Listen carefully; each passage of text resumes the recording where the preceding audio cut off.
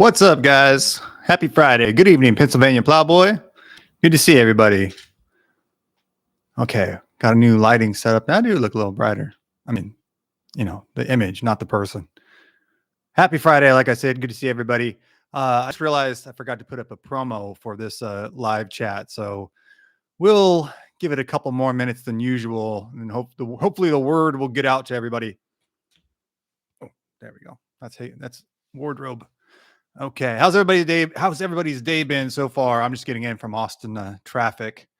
So I'm getting set up here. We're going to talk about expounding a little bit on the details of our Redwood Ferry episode, which is an episode in history that I think a lot of people don't know anything about at all. And that's super pivotal, but it just happened during the Civil War, right at the beginning of the Civil War. So it gets overlooked quite a bit, which is unfortunate, but it's a tragic story at the end of the day, and it resulted in one of I think the largest mass state-sponsored unaliving. I think we all know what that means by now in American history. How am I not getting that right? There we go.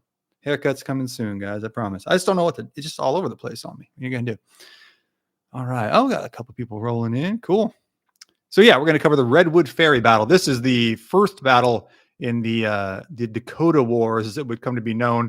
And these kicked off because in a pattern that you'll probably recognize from what's come to be known as the Indian Wars, there was a lot of agreements and broken agreements largely on behalf of the United States government. But it resulted in some harsh feelings, which resulted in some bad deals, some more bad deals, and then the Dakota brought to the brink of starvation, and they, took it out on everyone. So it's we're diving into that today. The first battle of the war is one known as Redwood Ferry, and that's the one we've got an episode on so far. Now there's more of them coming. This is the first engagement of the war, the first battle, really, because the first engagement happens before the contingent. Is it the regiment, guys? I need to learn this. The company, the first company heads out. It's I'm gonna just give you a primer real quick, but it's the Company B of the 5th Minnesota Infantry under the command of Captain John S. Marsh. They head out from the Fort Ridgely. Okay, hold on, guys.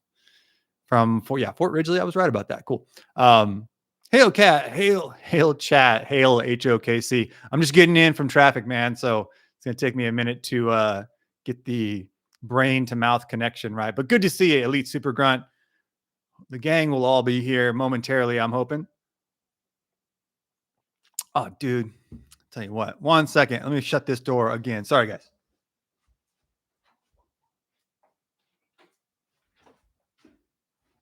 There's nothing back there. It's just, which is whatever you psycho with something in the back room says, but it just looks weird to me with the door open. So anyways, yeah, we're diving into the Battle of Redwood Ferry. The first engagement is kind of what I was getting into. The first engagements are the Dakotas raiding on the surrounding, not towns yet, but the surrounding homesteads that are around Fort Ridgely. And this is in southern Minnesota. And a lot of people don't know anything happened in Minnesota, really. And they don't know much about the Dakota, Lakota, and even the Nakota get a fair amount of press. But the Dakota, it's like the states are just named after them, and they think, well, maybe it's a misspelling or misambiguation of Lakota. No, the Dakota are their own entity under the Lakota umbrella.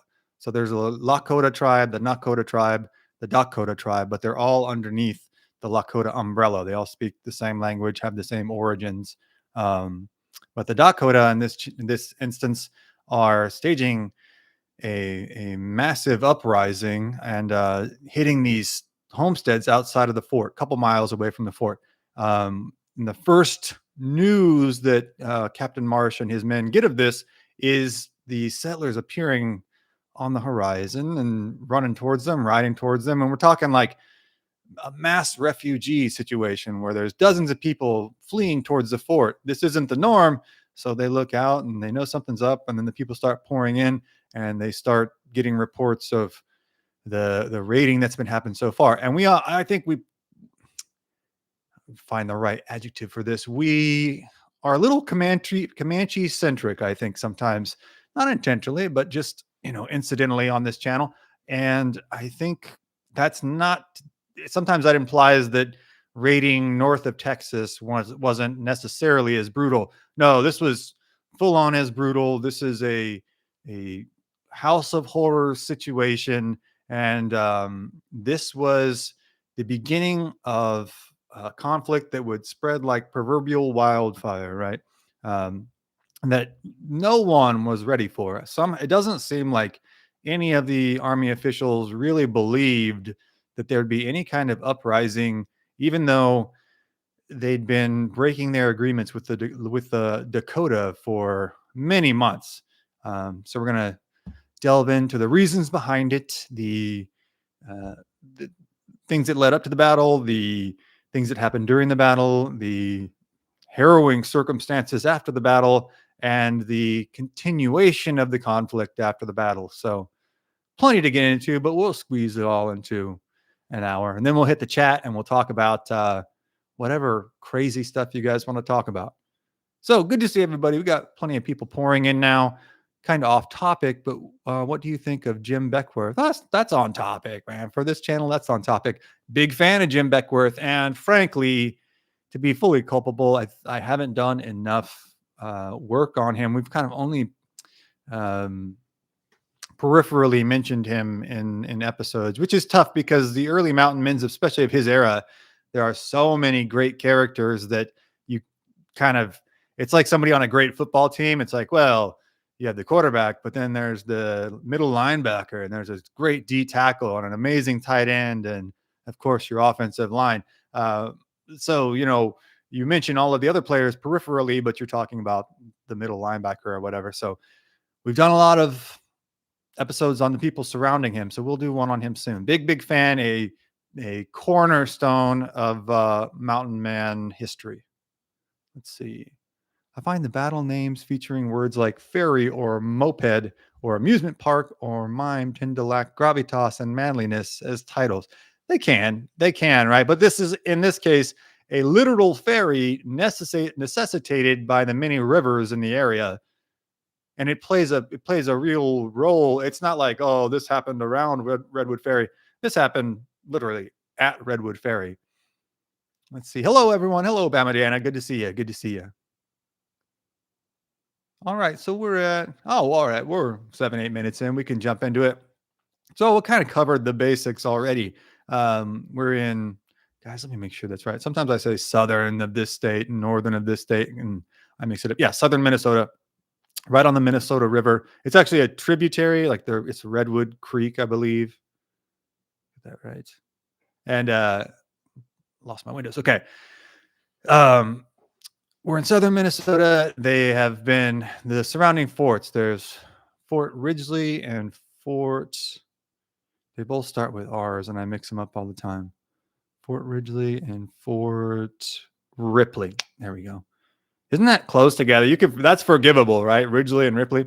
What year is this? 1860. I was looking at my script from this last episode, and I've got everything still scrolling through my head. 1862, August 18th, 1862. So it's the summer of 1862.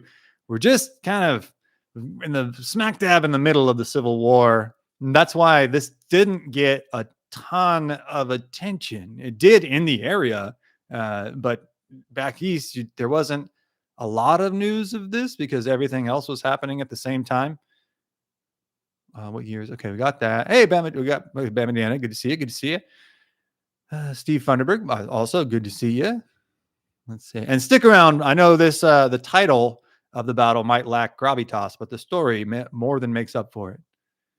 So, August 18th, 1862, late summer, all summer long, the Dakota have been essentially starving. They're not able to hunt. They're not able to go far enough out on the plains to hunt. They're relegated to this. We've heard this story before, this real small strip of their traditional hunting lands.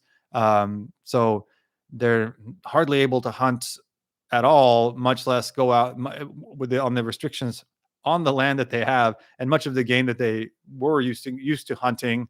I promise I can talk. I'm just getting the motor rolling now. The game that they were used to hunting had left the area, and they couldn't really leave the area to go after it. So then that makes them more dependent on farming. And the Dakota are a unique circumstance, a unique people in this circumstance, because they are part of a plains tribe, but they're also semi-agricultural, and they have a little bit different lodging situation, a little more kind of semi-permanent lodging situation. Crops of the three sisters, which we've talked about anytime we talk about an agricultural tribe: it's beans, squash, and corn. They grew those. They would collect tubers and roots, and obviously hunt other game than buffalo, but it's mostly beans, squash, and corn when things are tight, when hunting isn't going real well, or there's, you know, times of famine, etc. Beans, squash, and corn. Now they're not able to grow that. The government is giving them beans, squash, and corn, but it's like whatever Timu seeds, right? Like they're just the lowest of the low seeds. They don't grow right in the soil. So all their crops are failing. So they go, okay, well, we're not making any food in our crops. You're going to have to subsidize us somehow if you're keeping us on this reservation. The government promises them food stuff, usually like salt pork and sacks of flour and hardtack and stuff like that. But because of the war, this is an excuse that's made, but it's like in this instance, it makes sense. So because of the war, they didn't have the stuff, and they couldn't divert the resources or the manpower and all that stuff to get the rations out to the people, the food allotments. So all summer long, obviously, this is building. You're basically, you can imagine the Dakota as the unfortunate dog on the chain where the food bowl is just out of reach. So there's food that they can get to, but they're not allowed. They can't get to it, and then no one else is providing them any other food. So eventually, you've got a very angry animal on your hands. Not angry, you know what I mean? You get the analogy, but there's been a lot of anger built up, rightfully so. Everyone's on the brink of starvation. So this is when everything bubbles over. This is the first instance, August 18th. It bubbles over, and the attacks start happening all down the settlements along the river. They're hitting homesteads, and it's usually kind of a plains warfare, normal rules of engagement situation. Men of fighting age are taken out if they can be reached at all. Women and children taken prisoner if they can be reached. In this case, they're driven out a lot of times, and their homes are ransacked. Their crops are burned. Their animals are taken or unalived. And everyone that is unalived in the fashions we've talked about before. Very unpleasant, at times protracted. And these were unalivings that are absolutely meant to convey a message. Like, this is not unaliving for unaliving's sake. This is to convey a very specific message that this people is unhappy with their treatment and more than capable of standing up for themselves. This is unfolding quickly. In the morning of October 18th, the guys at Fort Ridgely don't really think anything's out of the ordinary. By the afternoon, I think it's before the afternoon, Captain Marsh has assembled, let me see exactly how many guys from Company B, assembled 47 men from Company B of the 5th Minnesota Infantry Regiment, and they head out the door. They head out the gates of the fort. They're heading down the road towards Redwood Ferry. They know that's where the attacks are kind of culminating. That's where they're coming, or that's where they're originating from. That's the main crossing point. So they're thinking, okay, if they're coming from that direction, if the attacks are coming towards us, then the main crossing point that the Dakota would have to be at is Redwood Ferry. So they head for Redwood Ferry, and all the while, it's like a, I don't know, Mad Max Fury Road situation or something, where they're passing settlers and everyone is injured or obviously visibly traumatized, very, very upset. Family members have just been unalived in front of them. Very, very traumatic things have just happened. They've lost their homes, and they're telling them, like, don't go down there. Like, there's no way. You don't understand how many of them there are. There's no way you're going to make it. You need to turn around and we'll think about just defending the fort.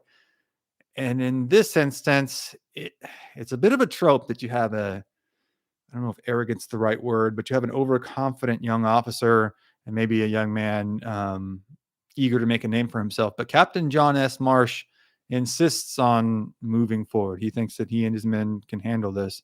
And I think that Marsh is a West Point graduate, I believe. A lot of these guys graduated West Point, so I just want to make sure. I believe so. Let me get through the story and I'll double check that little factoid. But certainly an officer out to make a name for himself and very averse to retreating. And also, they're all out in Minnesota and a little unhappy. They feel like this is common in Western outpost regiments in the Civil War. They feel like they're kind of being left out of the war back east. They're not getting any action, and they're not getting any action. They're not getting any chance to prove their merit. And this is how a lot of them figure during this war. This is how I'm going to make my reputation for the rest of my life. And you're keeping me out of the action. So how am I going to get any fighting in? And a lot of them, just wanted to fight. Let me check the chat real quick. Sorry. But Marsh says, okay, we're going to move on. I'm confident me and my men can handle this. So they go several miles down south to the river, to the Redwood Creek. And on there, just when there's a kind of a shack situation going on both sides of the river. And there's the ferry master, I guess you'd call him, the boss of the ferry. So he lives in this little shack. And what a ferry actually is, if you don't know and you think I'm just saying crazy stuff, it's this platform boat. And a lot of times there's a rope that they'll kind of pull along. So you can pull lots of men and horses, goods, etc., wagons across the river at a narrow point with a nice beach, a landing spot on both sides of the river. So Redwood Ferry is the main crossing point. They know there's a boss man. They don't, his name isn't listed, but they know like he's the head guy at the ferry, and they find him about a quarter or a half mile away from the shack. No head. Head is gone. No head. No head anymore. So this is not a great situation. And there's obviously, we've talked plenty about posthumous mutilation, unfortunately, but we have. And so there's plenty of this standard affair, right? The standard treatment. So evisceration, emasculation, all of these in the literal sense, amputation. So he's in rough shape when they find him. This gives everyone pause, even Marsh. But then we're talking like 5-10 minutes where everyone's going like, bro, this is not, are you sure? Are you really sure? And even Marsh is like, I don't know about this, but I got a job to do. And this is like my shot here. And this is his first time really leading anyone in a big engagement. So he's going, all right, well, we basically just don't want to turn back and look like sissies at this point and then really ruin our reputation. So he says, listen, eventually he kind of convinces himself we can do this. Tells the men we got to march forward. So they cross a couple little, like, foot long, foot wide tributaries, little creeks on the way to the shack. They get to the shack though, and it's just quiet. In my mind, it always seems like it's one of those, it's a little too quiet situations, like eerily quiet. They say like all you can hear is like the river flowing and there's a little breeze. There's nothing around though. No sign of any Dakota, nothing. And to me, it's like, okay, well then turn around right now. You need to leave. If there's absolutely no sign of the Dakota, I'm going home. We're out of here. Marsh still feels that's a good sign. Okay, now we're clear to cross the river. He has a scout with him whose name honestly escapes me at the moment, but it's a necessary position in every regiment. You have a native scout interpreter, or at least it doesn't have to be native, but someone who can speak the language. Oh, I saw a couple chats come in, so when sometimes the big chats distract you, Also, if you're just getting here, make sure that you like the stream, share this stream with anybody who might be interested, who's sitting at home. They're not doing anything on a Friday night. Invite them to the party. We're having a good time here. And once I get done yapping, we'll talk about cave diving or aliens or whatever you guys want. Or I wouldn't be averse to maybe talking more about the topic, but usually, something else wins out. So they get to the ferry. Pause with me, huh? They get to the shack on one side of the river. They are on the north side, and they're intending to head south, which is where the Dakota. It's a reservation, but kind of like it's a territory. But that's why the Dakota would need to be at Redwood Ferry, because they know if they're coming north, they have to be here somewhere, but they don't see anybody. And then all of a sudden, just before they're about to load onto the actual ferry and make their crossing, um, it's Chief. All right, the name I got for this engagement was Chief White Wolf. No, White Dog. Chief White Dog from the Dakota. That's a name you'll see a lot, but you'll also see it contended a lot. That's the name I'm going to go with because it's easier, and I've seen it in several accounts. But there are several accounts of this that say, no, no, no, that's not White Dog. So if you're in the chat and you say, no, no, no, that's not White Dog, just bear with me and we'll talk about it in just a second. But I realize it may or may not have been him, and that's just how plains warfare worked, especially for the next decade or so. Plains warfare is going to work like this because there's not a lot of photography of the plains tribes until then. So they're not really sure who's who. It's like that with Crazy Horse. There's no photos of Crazy Horse. So well, we're going to go with White Dog. That's the name we've got. So White Dog, just like a movie, like he appears on the ridge on the other side of the river and doesn't say anything, just kind of gestures. He's got a pipe, like a peace pipe. And then he says to the interpreter, like, listen, basically, I'm paraphrasing, obviously, but he says, listen, dog, it's all good. You don't have to worry anymore. Come over to this side and we'll smoke this pipe here. But I can say that from the terms of service, but it's a tomahawk too. So it's not uncommon that you'd have like a tomahawk made into like a little pipe, which everybody, all the legal states out there, relax for a second. You don't need one of those, okay? But it was a thing in the plains. And so he holds this up and he says, listen, come smoke a peace pipe and we'll talk this over. And Marsh and his interpreter say, like, kind of have no other option. And I've read two versions. One where they're like, well, we have no other option, so we'll soldier forward. Or they say, no, we'll soldier forward, where this is going to work great. And the other one is where they're like, this is not good, but we have nothing else that we can do right now. So let's go see if maybe we can talk peace with them. However, they're just walking down. So now Marsh and his interpreter say, okay, tell you what, guys, we'll go over. We'll take the ferry over. You guys stay here on this side and get our backs and just kind of like watch out, like, look out for the Dakota. Everybody goes, okay, cool. Yeah, we can do that. Let's see. Just make sure I'm not missing anything in the chat. As soon as Marsh and his interpreter get to the ferry, I don't think it's even pulled away from the bank yet. Just shouts start going out from the soldiers. It's like, I see one over here. I see one over here. I see one over here. They're in the trees. And like, it's just like within a second, they're yelling and screaming that they see them all over the place. And then things just explode. The Dakota are in the reeds on the banks of the river. They're in the trees. They've like set up sniper positions. They're hiding in the brush along the riverside. I mean, they're masters of camouflage, right? So yeah, they just plumb didn't see them. And then it's one of those classic situations. I think a great analogy for this is what we talked about a couple nights ago. We Were Soldiers, where they're caught in this close quarters ambush in Vietnam. Like they're walking along 1 second and then there are VC everywhere.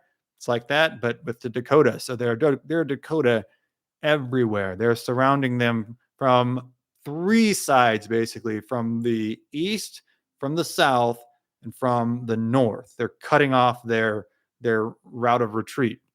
There's a road that they've been on this whole time, and the Dakota are coming to cut that road off, so they can't get back down that road.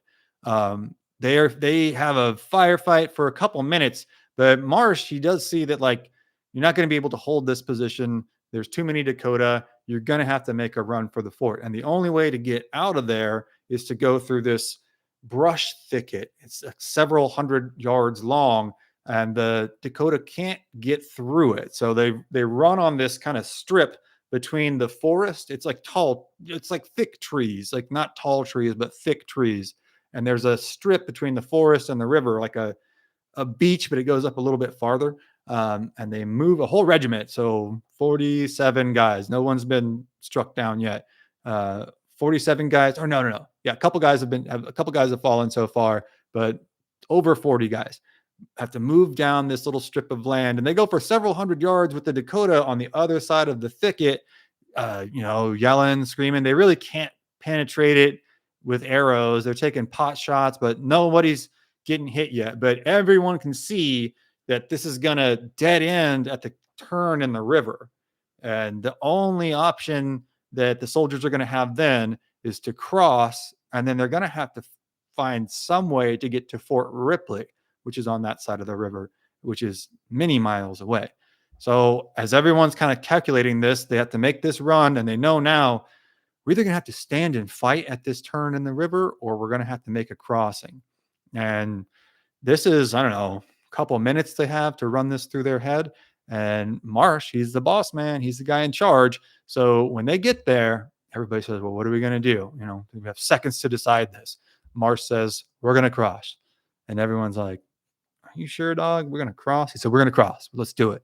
Marsh it's a rarity. It's not super rarity, but he's a notably strong swimmer who really takes pride in his swimming ability. He's talked about it before. So he's like, this is my moment to shine, basically, and I'm kind of painting him in a poor light. He's a young man. He's a young officer. He just made some regrettable decisions. I think it's easy to play, whatever, 2025 quarterback, but he had certainly maybe a misguided faith in his ability to swim, because they get to this corner and there's a really strong current going. It would be going west, I believe. Not good with currents, guys, but the current's going fast. And where they have to cross is a particularly tricky, rocky, slippery spot. But they start making their way across, and everyone's edging step by step. And meanwhile, the Dakota are still kind of having to loop around this thicket and make their way towards this little strip of beach where the soldiers are. And so they're moving quick to get across the river because they've got a little bit of time. And Marsh gets to the middle of the river, and I believe one guy slips, and Marsh kind of helps him. And then Marsh slips.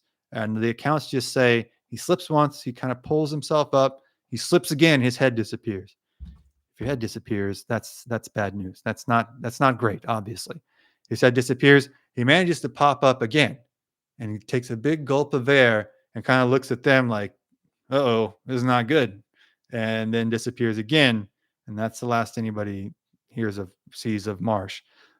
Now, after this tragic loss and after the loss of several of their guys, these young men, most of them are 17 to maybe 22, 23, are left with no leader and have to have to cross the river, then somehow find some cover. That's the first order of business. And they end up in two different groups as they're doing this. They get kind of split. But both groups get across. No one else is lost. Ironically, Marsh is the only drowning. But they get across under duress. They're taken as soon as they get across. Seems like the Dakota were on the other bank and firing upon them again. So they go to the nearby woods. They're split into two groups now. One group and then one loner. Like one guy is left on his own. He's split off and loses contact with the rest of the group.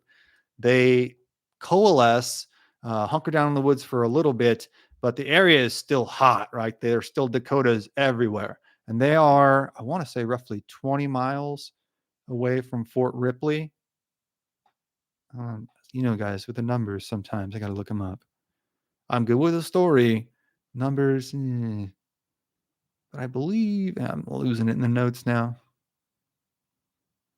But I'm just going to keep rolling so I don't lose track of where I'm at.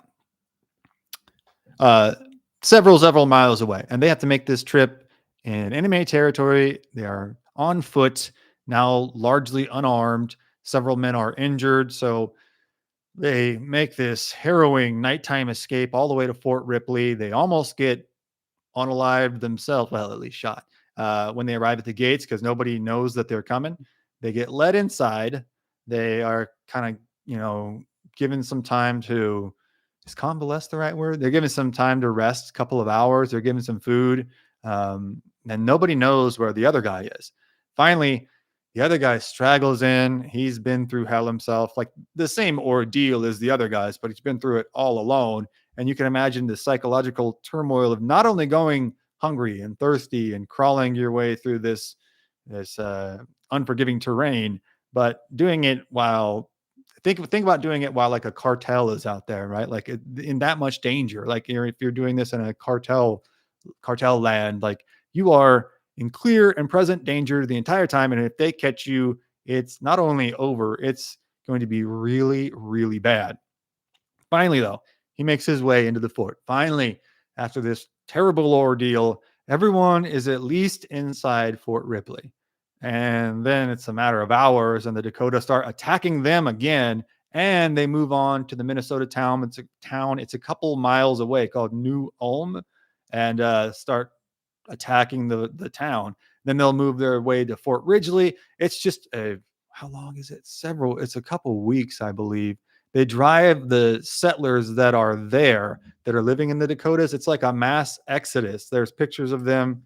I'd like to find one actually, and I'll share it. But there are pictures of like I said, a refugee situation. It went from August 18th to September 26th, 1862. Yeah, so about 5 weeks. We're talking dozens and dozens of people, though, with all their belongings packed up in an open field, like waiting for a train. They're all Dakota settlers who have been evacuated from their farms and are caught in the middle of the Dakota Wars. So that's the first battle, right? There are, let me see exactly how many. I believe, oh, geez, it's hard to calculate it up. Several, let's say, that take place all throughout Minnesota. Finally, it's quelled, like the Dakota are beaten. But they're relegated back to the reservation. But the leaders are arrested and tried and found guilty of, I believe, insurrection or treason. And it ends up being, gosh, it's like, let me get the exact numbers on this because this is important, but I just didn't have time to pull up the numbers before we went live. It is all right. Dakota. It's somewhere north of 100 guys that were convicted of, I believe, murder or war crimes of some kind.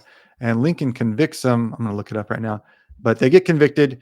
Lincoln commutes several of the death penalties, but doesn't commute several others. And I believe it's 30. Let me look it up. Dakota Wars. I got the battle down, but some of the after details I had to look up the numbers. It is Lincoln approved the hanging of 38 Dakota men on December 26th of 1862. So at the very tail end of 1862, but that is the largest mass state unaliving in United States history. And it's signed by Abraham Lincoln, which is, I think, troubling to some people or confusing. And it shows a duality in the man for sure. Like we tend to see him as a very kindly, fatherly figure in many respects, and I'm not arguing that. But also, he was a hard enough man, and I don't mean that as a pejorative, but to press on with the Union War. Many lives lost because of decisions he made. So his presiding or approving the largest execution in American history is not entirely out of character when the man had a point to make, I would say. But this resulted in the quelling of the Dakota Rebellion. But many Dakota would make their way out to the west, to the Nakota and the Lakota, and just continue the fighting on with their effectively tribal cousins. So this didn't, squash the rebellion. It kind of just pushed it out west. But certainly a tragic chapter on both sides, and many lives lost. Many lives lost in a 5-week span. It was just an incredibly intensive war. One of the most intense, if not the most intense chapters in the entirety of what history has come to know as the Indian Wars. And I only preface it like that so I don't catch a bunch of crap. Like, you know what I mean? It is known. That's what it's called, the Indian Wars. So there you go. But that's a general summation of it. If anybody has any questions, you can hit them with me. Hit me with them now. It's Friday, man. I can't believe it's been a long week. Let's see. I have a replica tomahawk pipe. It's pretty sweet, Arizona boy.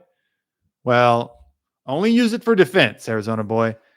Little Crow was an interesting guy. Yeah, it's an interesting guy. You know what? And actually,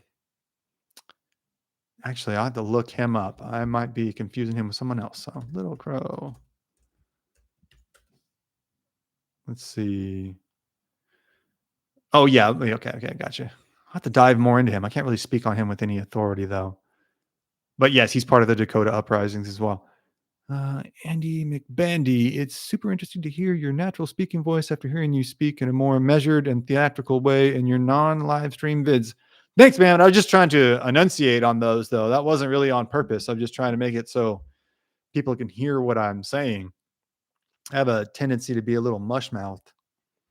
Man, I got a new lighting system too, and it's like, oh, this is a little bright, huh? Let's see. But that's show business. All right, let's see. What year is it? What year did this happen? 1862. Hi, Happy Cappy. Good to see you. A little coffee. Let's see. What's up from Indiana, HOKC? What's up, Indiana? Good to see you, Capo Zell. How many settlers did they unalive? I got to look up that number, but I can do that.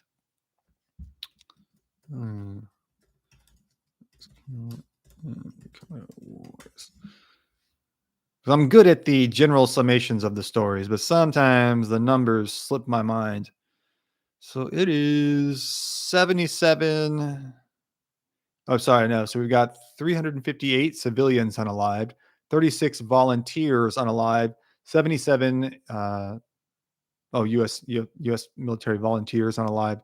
So we're looking at almost 500 people. So I don't know, 100 people a week for 5 straight weeks. It's a super intense period of time, but it just gets kind of understandably, like I understand why it gets lost in the eclipse that is the Civil War. But for it being such if it had happened anytime just prior or just after the Civil War, I think it would be much more part of canon for United States history. Can you blame the Dakota for attacking when they were starving and promised food? Nope. We covered that before we started, but yeah, they were really hard up. Like it wasn't a random attack. I feel like it seems a little short-sighted in retrospect, at least. I understand hindsight's 2020, but for them to be mistreated this overtly for this long, it seems like the settlers in the area would have known that at least there was some animus building. I don't know that they were just entirely shocked, but it seems like they were caught off guard. Can you, even in the military as well, like, that it may not, if you're a private, if you're a captain, it's obviously you're not your decision as to what resources are allocated, right? But if you're around the agencies and interacting with these people in any way, you have to know that they're very unhappy with how they're being treated. So you think you would suspect some kind of uprising was coming, but it seemed like they were pretty caught off guard, which is always surprising to me. But then hindsight is 2020. Desperate people do desperate things, says Bama Deanna. Yeah, absolutely. And they were desperate. It's not like we don't mean starving in the proverbial sense. Like, no, they had no food and no way to go get any. Let's see. The fact that most of them knew each other just made it more odd. Let's see. Most of who knew each other? Pennsylvania Plowboy? Troy, Little Crow warned his people. Yeah, jog my memory with that a little bit. Man, I know I say this all the time, but I have so many chief names rolling through my head that when it's like sometimes I get the adjective and the animal that is their name confused a little bit. Yes, he warned his people. You have to jog my memory a little bit more than that. I spent so much hard drive on the Battle of Redwood Ferry itself, but I'm getting there. I'm bagging what you're mowing. Let's see, put in the chat here. Yeah, I don't know. I always thought that many people being unalived in that short of a time period, and I don't know. I'm trying to think of. Oh, you could think of it like a situation maybe like Berlin in World War II, where you're just seeing this people pouring towards military forces, and you can only imagine what they're running away from. or very much like an apocalyptic movie scene.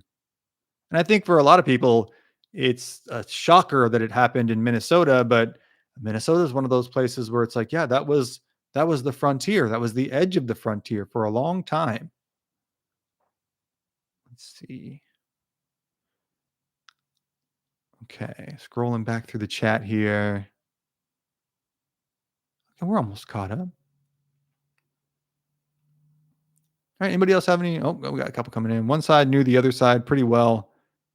Yeah, that's why you're saying the army and the Dakota knew each other pretty well. Yeah, that's why if it was White Dog, I kind of think it was White Dog that they encountered at the ferry, because whoever they encountered, um, they were familiar enough with to agree to come meet him. It wasn't like, oh, we don't know who this guy is. It was like, well, maybe we can trust him. And it seemed like White Dog would be the guy that would most likely fit that bill.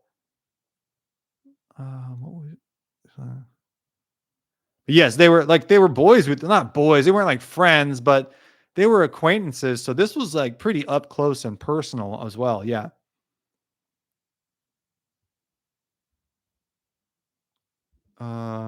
Troy. Oh yeah. Okay. Little Crow warned them not to do the uprising, basically, and they said, "Well, you're a coward." And he says, "Well, I'm not a coward. If you want to do it, I'll do it with you. If you want to be unalived, I'll be unalived with you." Which is like kind of the stakes in Plains tribe existence. Let's see. Like if you didn't do that, your reputation is ruined. Let's see. But in retrospect, like, yes, I mean, my take on it would be the uprising obviously had more negative ramifications than positive, but on the flip side of that, is it an understandable retributive action to take? Yeah, I mean, if you and yours were being deprived of food, you'd go pretty far, pretty fast. I think that's a pretty safe assumption for most of us. So, what was the cause of this conflict? I missed the beginning. Broken treaties, just like many, many other things, just like many, many other conflicts throughout American history. The Dakota had basically had this large swath of land in southern Minnesota. They had signed a treaty which restricted them to a much smaller parcel of land, and it was this compounding of factors where much of the game had left. Much of the game, the buffalo that were available were too far west for them to venture off of their lands and hunt, and then their crops were failing, and then the seeds, or because the seeds that they were being provided by the US government were not, working. They weren't very good seeds, let's say. So their crops are failing. So then they need food allotments, but the food allotments aren't arriving because the food allotments are being sent to Civil War soldiers, to Union soldiers. So it's just this perfect storm of mistreatment, malice, incompetence, and short-sightedness, I guess. Which, if you put those four together, you have some problems. So what was the okay? Got that. I bet they really starved after that. Yeah, that's an unfortunately kind of true. They were just treated harsher after the rebellion. Oh yeah, I could see why they were really upset. Makes sense. Yeah, and this is a pretty. I mean, the Apache were like this. The Comanche under Quanah had left the reservation in Oklahoma because they didn't like how they were being treated. They didn't feel the food was adequate. They're probably absolutely right, but yeah, it's just uh, it's not even a surprising cause, I think, to hear, but it's also, I think it's important to, sometimes we hear that and it's just like checking another box for us in our memory. It's like, oh yeah, of course that happened. That happens a lot. Broken treaties and people were starving. And it's like, well, no, really, really think about that. Like, food hadn't arrived for months. There's nothing for the kids to eat. They aren't allowed to go out any to go out far enough to hunt the buffalo. The buffalo are still there, especially in 1862. Like, there's plenty of buffalo, but they just aren't allowed to go out there. And there's really nothing that they can do other if they stay on the reservation on the Indian Agency, that's all that they can do is sit there and watch their kids starve, watch their crops fail, and then what are you going to do? You just fold your arms and say that's okay. So it's when you really consider it, if you think of it as like a day by day thing, it becomes very intense because you don't start out thinking we're gonna start a rebellion. You have to sit there for weeks and months and watch this unfold, and then one day you and your boys just snap. Like it's an intense thing to think about. Let's see. I bet they okay got that. Happy Cappy, wasn't this where the Union Army built the huge gallows? Yep, massive gallows. Everybody they carried out the sentence all at once. It wasn't like 4 guys and then another 4 guys. It was like all at once. Let's see. Well, they were kept weak on purpose. I think there's some of that, and I think there's a fair to be charitable. We could say there's a fair measure of incompetence because and negligence, just because everything the army had was being poured into the Civil War. This was a volunteer force, so even this what is it, the 5th Minnesota Regiment, screwing the numbers up tonight, but the 5th Minnesota Regiment were volunteer locals, so everything the U.S. government had was going into fighting the Civil War, or the Union Army had. Let's see, Arizona boy, in your opinion, Brandon, do you think of the tribes? Do you think if the tribes had put their differences aside, could they truly unite? Do you think they could have stood a real chance of pushing the army back? I don't think there was enough people left. I think what really beat the tribes as a whole was disease. And then there was just more and more technology that they weren't equipped to handle. Because then, even if you hadn't taken over the frontier, if the Indian Wars hadn't ended with Wounded Knee, essentially, the United States government would still move on to having, the Gatling gun, and then we'd move on to aircraft and air warfare, and then eventually to radar, et cetera, right? So I think eventually the United States government is just so big and so populated and had so much. They didn't have a ton of money at the time, but they were willing to go so far and throw so many people at it that I just don't think it was ever really a feasible thing. If disease hadn't played a part, possibly, yes. But when you lose that many people, um, I think it's an unrecoverable situation. Unfortunately, but that's seems to play out that way throughout history. Let's see. Let me know what you guys think. Would they have if everyone could have banded together, do you think that they would have been to, stall out the US Army, come to a different deal possibly? Because I mean, all right, to play devil's advocate for that, I mean, there's been several examples of that just in the last couple decades. Like if you had banded the tribes together, and remained evasive, that's what the Viet Cong did, and you did it for long enough, and we left, and that's what the Afghan tribes did, and they do it for long enough, and we'll eventually leave. So maybe that's a hard one to answer. Now I've kind of convinced myself that maybe they could have. I'm pretty good at arguing, right? I just got a half staff. Oh no. Oh, okay. I thought you were making a metaphor. I just got a half staff alert for all of U.S. flags. What has happened? I don't know. I do not know. U.S. flag, half staff. Well, could it be for Pearl Harbor Remembrance? I mean, that's on the 7th, but maybe going into the weekend. Hopefully nothing happened. Damn Indiana, I'm thinking, is that maybe going into the Pearl Harbor weekend?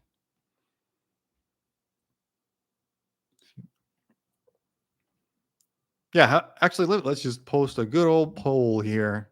How many of you have heard about the Dakota Wars?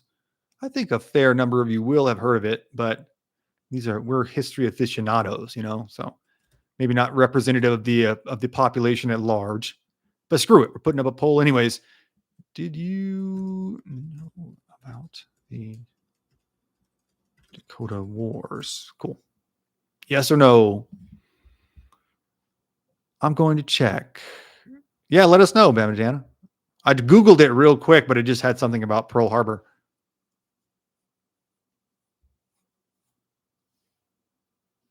But yeah, anybody else have any questions about the Dakota War, the Redwood Ferry, the Dakota themselves? Trying to think anything else.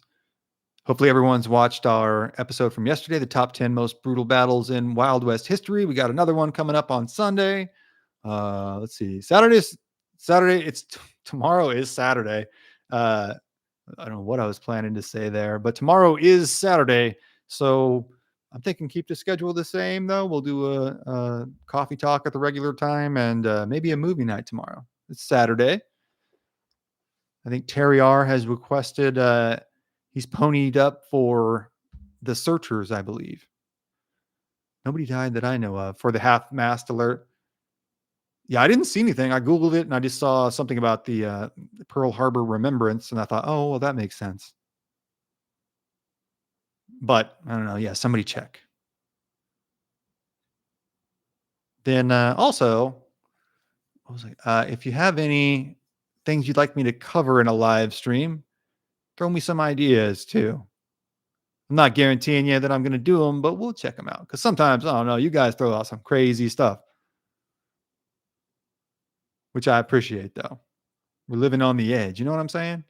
I think if the tribes could have united and truly united, they could have done so. Yeah, man. Like after playing my devil's advocate argument, I'm kind of starting to agree with you. The government had better equipment, but in multiple cases, having better equipment, they lost. I mean, like you sound like a guy who was just talking a couple minutes ago. Me. Yeah, I think you and I, Arizona boy, have managed to convince myself. Also, look what the Pueblo Revolt did. They almost pushed the Spanish completely from New Mexico. They did, and that also, and I guess, and that also released the technology of the horse onto the plains. So yeah, I mean, maybe I'm just being a little too hubristic and saying, but my only argument wasn't on their on a technological or uh, you know tactical or strategic disparity. It's just that there weren't enough people left, and like so many people have been lost to disease, and we just got how many people were here in the 1860s? I don't, a couple million. I mean, let's say I guess we'll look it up, but we know today, let's say there's 350 million. So you would have seen a population just explode, especially in the late 19th century. So there'd just be more and more and more people at the United States government disposal.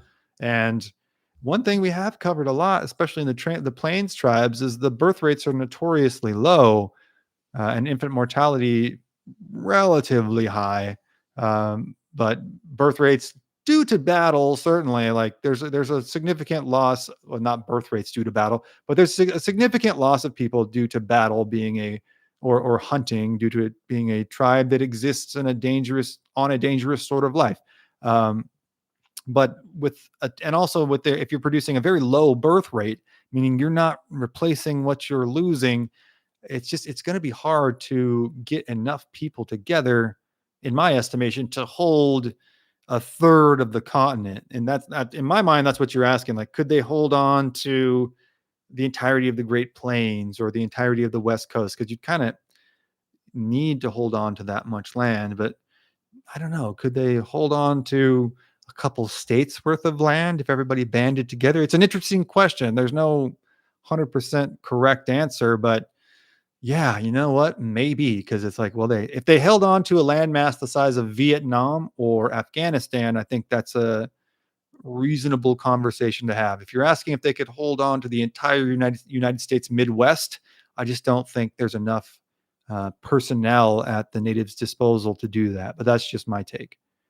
The only chance they would have is if they started at the beginning of the Europeans starting to come over, and that's if there was always fighting against themselves. Yeah, I think it'd be hard to smooth over the intertribal differences, but if they were going to really have any chance at driving the Europeans back, I think there's some merit to that, Pennsylvania Plowboy. They would have had to do it right away and just discourage any further settlement.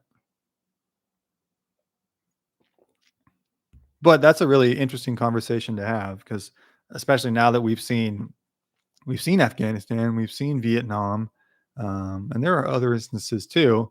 I mean, the Indian Wars themselves in total took to relegate the tribes of this continent to reservations since from the time, let's say, Europeans landed until it was finally done is about 4 centuries. So the tribes weren't. That's kind of a big reason I made the channel because everyone I was around, especially in any kind of academic setting, portrayed the tribes as solely these downtrodden victims. And it's like, well, I think we illustrated tonight that yes, they were victims of terrible policy, terrible treatment, terrible misfortune.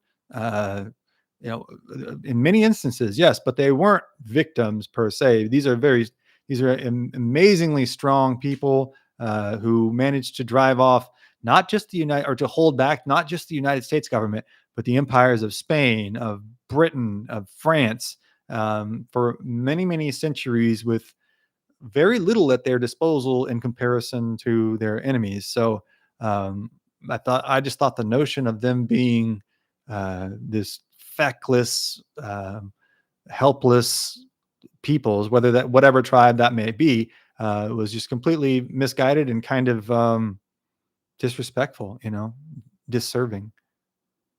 And it paints an entirely inaccurate and I think um, unflattering view of the history of the tribes to portray it that way. I don't think it would ever have happened. Bamadiana says, yeah, that's totally fair too. Like I said, no wrong answer on that. Now I'm a little more in the middle than I was when I first answered that 10, 15 minutes ago. But it's good, right? Like being open to being wrong is important. Um, Happy Cappy says, I think so, Arizona. So you agree with Arizona? Fanny, how about Fanny Kelly's account of her at captivity? Yeah, she was taken by the Lakota, right? The Hunk Papa, maybe. I haven't read her account, but I need to. It's in my queue. I believe Unworthy History has done that though, because I watched that video, but it's just kind of slipping my mind right now. But yeah, that's one I need to read. Olive Oatman, I haven't read, and it's in her entirety. I haven't read the entirety of Rachel Plummer's account. But guys, there's only so many hours in the day. I got to read a lot of accounts, okay? I know no one's yelling at me. I'm just saying. American Sasquatch is out. Oh, is that the new like documentary, Troy? We might have to check that out. I don't think it would have ever happened, Pennsylvania Plowboy, says Bamidiana. This is a great conversation. I think I can stay comfortably detached here, but you guys have great takes. I forget the name of the Confederacy, but after the War of 1812, the natives in the Midwest almost defeated the American army, and they had won its estimated it's estimated it had pushed back the settlement timeline by 15 years. Yeah, is that I don't want to hazard a guess because I'm going to look silly. What war was that? Black Hawk War? I forget. That's my guess. David Paulides' new movie. Okay, yeah. Now we've had some issues with Mr. Paulides on this program. Elite Super Grunt brought some of the troublesome accusations against Mr. Paulides to my attention, brought by Aiden Mattis from Lore Lodge, a highly reputable channel itself. They're more or less alleging that Mr. Paulides is fluffing up the stories and maybe leaving certain parts of evidence out or implying there are certain parts of evidence where there are not.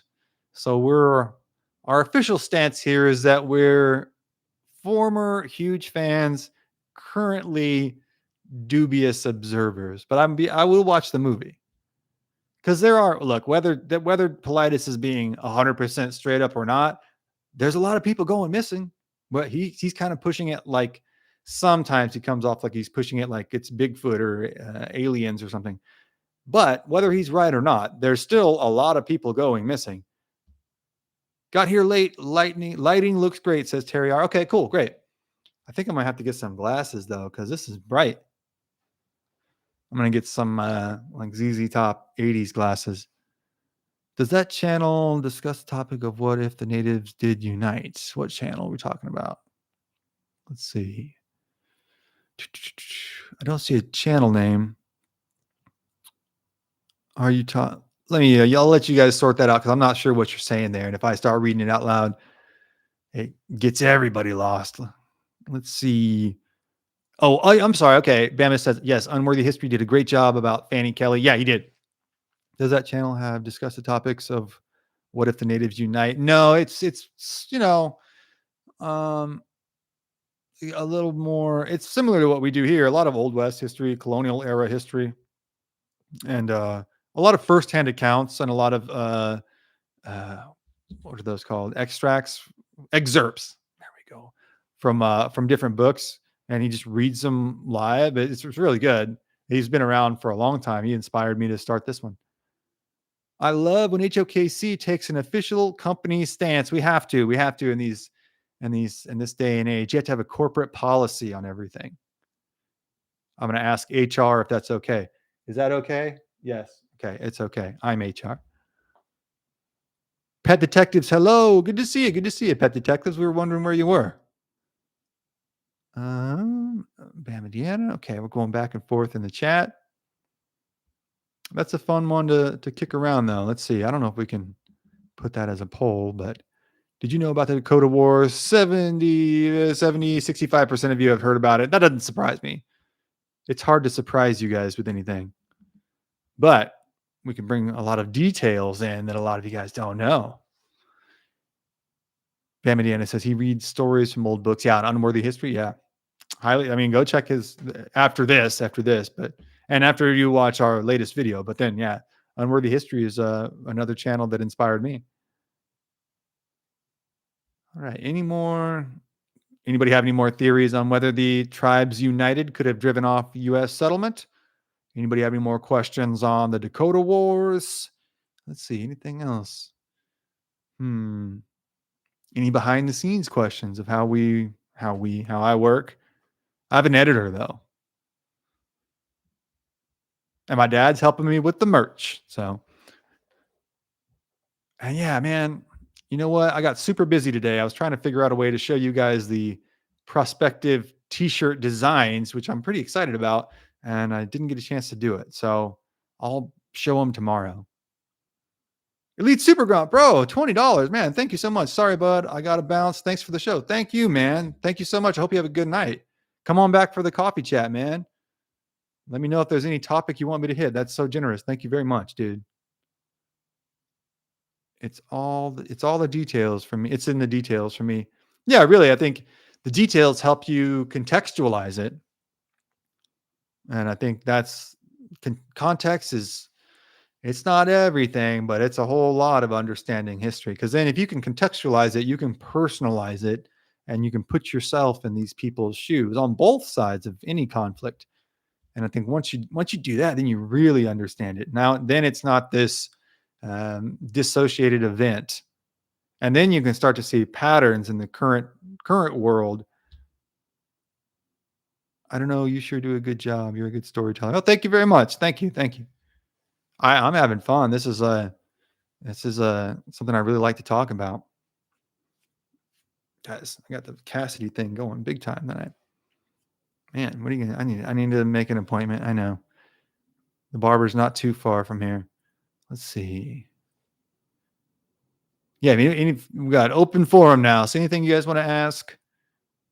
Looks like I think tomorrow is going to be movie night for the Searchers, which works out well because we just talked about the Parker family raid or the massacre at Fort Parker, and the Searchers is based on James Parker, who, man, just like ventured out into Texas in the middle of nowhere all by himself to go find his family that had been taken by the Comanche. He really shouldn't have survived that. He was kind of a crazy, controversial dude, though. So it'll be a good movie to watch along. No. I'm messing that up. That's next movie night. Tomorrow is Paint Your Wagons, which I've heard is a musical, which I'm thrilled about. I'm thrilled. Pet Detectives, a $10 super chat. Thank you so much. Thank you. Thank you. I'm just I'm just kicking an Eli Super Grunt, an absolute star yesterday. Yes, absolutely. Elite Super Grunt made our night last night, and he called. What did he? What did we do? Oh yeah, we had to do the Red Dead Redemption stream. So that was fun. I got to learn all about Red Dead Redemption, which if you weren't here last night, and even if you aren't into video games, it is such a cool cinematic piece of art. And if you really think of it like it's a Western that you get to participate in, it's a great Western. The story is great. The characters are great. The costumes, wardrobe is great. The settings, the details, like this, they did such a fantastic job. And it was out, 15 years ago. I just never really, I wasn't into video games. And now I'm excited to play it. And at some point in the near future, I'm going to play it, and everybody can laugh at how terrible I am at video games. Bring me right back to my childhood. I love Paint Your Wagon. I haven't really seen it. I've seen snippets of it on AMC, but I haven't seen it. It's just a skosh before my time. So it was one of those I'd walk by the TV and it would be on, but I haven't sat down and watched it. Yeah, I know it's a funny movie, Troy. Yeah, yeah. It's a more lighthearted, which would be nice, which would be a nice change of pace for our movie nights. Sometimes they're a little intense. I believe they came from the north of Mexico. I think it is in their story that they did. I think I'm lost on that one. We're talking about the origins of, the Aztec. Arizona boy, I've heard the same thing, read the same things that Bama Deanna is saying, that they came down uh, from the Northwest. And then I think they had most recently come down from the Utah area, because they share a linguistic tradition or commonalities with those people,